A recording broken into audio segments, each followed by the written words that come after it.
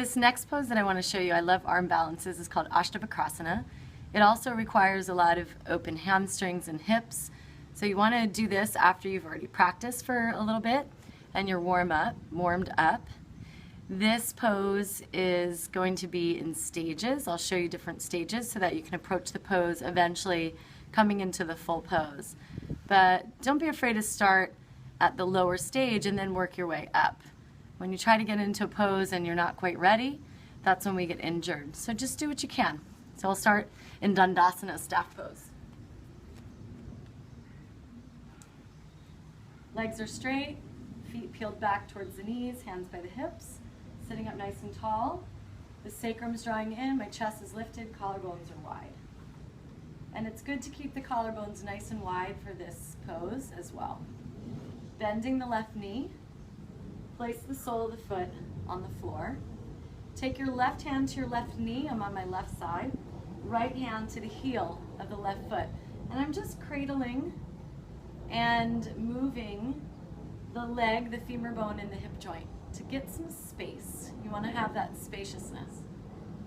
And I'm going to take my left hand, thread it underneath my left calf muscle, and sling, I call it the shoulder bag. It's like your leg is a shoulder bag. You're putting it over your shoulder or the outer upper arm.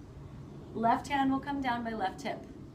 And now I'm squeezing so much to the outer arm, it's almost like I can shake someone's hand with my foot.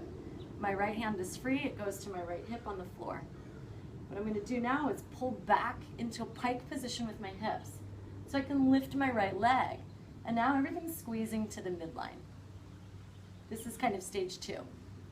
Right ankle now over left thigh, and then pull the heels out. And this is where the hamstrings come in handy if they're open. Stretching the legs towards straight.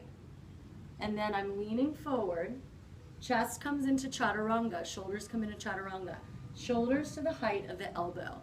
So your whole chest is open. So if you know chaturanga, you can do this pose. That's my theory. And if your hamstrings are open, flex your feet, squeeze your arm with your legs. And then come out of it slowly. Release the right leg. You might do a couple more turns into the hip. And then release the left leg. Back into Dandasana. Steady breath. You want to have a steady breath the whole time. And then I would do the other side. So I hope that's helpful. You saw it in stages so you can approach it.